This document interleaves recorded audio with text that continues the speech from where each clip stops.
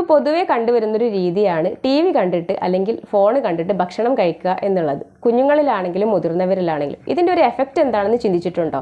Screen ടൈമിൽ നമ്മുടെ central nervous സിസ്റ്റത്തിൽ ഒരു സ്ട്രെസ് റിയാക്ഷൻ നടക്കും. അതിൻ്റെ കാരണമായിട്ട് കോർട്ടിസോൾ റിലീസ് ചെയ്യും. കോർട്ടിസോൾ അഥവാ സ്ട്രെസ് ഹോർമോൺ ഇത് നമ്മുടെ ഡൈജസ്റ്റീവ് സിസ്റ്റം നെഗറ്റീവായിട്ട് ബാധിക്കുന്ന ഒന്നാണ്. എന്തൊക്കെയാണെന്ന് നോക്കാം. ഇത് നമ്മുടെ ഡൈജസ്റ്റീവ് സിസ്റ്റത്തിനെ സപ്രസ് ചെയ്യും, ഡൈജഷനെ സ്ലോ ആക്കും. അതുപോലെ തന്നെ നമ്മുടെ ഡൈജസ്റ്റീവ് സിസ്റ്റത്തിൽ ഇൻഫ്ലമേഷൻ ഉണ്ടാക്കാനും നമ്മുടെ സ്റ്റൊമക്കിലോട്ടുള്ള ബ്ലഡ് ഫ്ലോ കുറക്കാനും കാരണമാകും. ഡൈജസ്റ്റീവ് സിസ്റ്റത്തിൽ നല്ല ഹാംഫുൾ ആയതും ബെനിഫിഷ്യൽ ആയിട്ടുമുള്ള ബാക്ടീരിയാസ് ഉണ്ട്.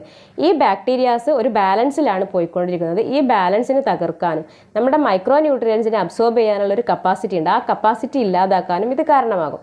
ഇങ്ങനെ സ്ഥിരമായി സ്ക്രീൻ ടൈമിൽ ഭക്ഷണം കഴിക്കുന്ന ആൾക്കാരിൽ സ്റ്റൊമക് ക്രാമ്പ്, അബ്ഡോമിനൽ ഡിസ്കംഫേർട്ട്, ഓക്കാനം, ഛർദി, വെയിറ്റ് കുറയുക, വിശപ്പില്ലായ്മ ഇങ്ങനെയുള്ള ലക്ഷണങ്ങളെല്ലാം കണ്ടുവരാനുള്ള സാധ്യതയുണ്ട്.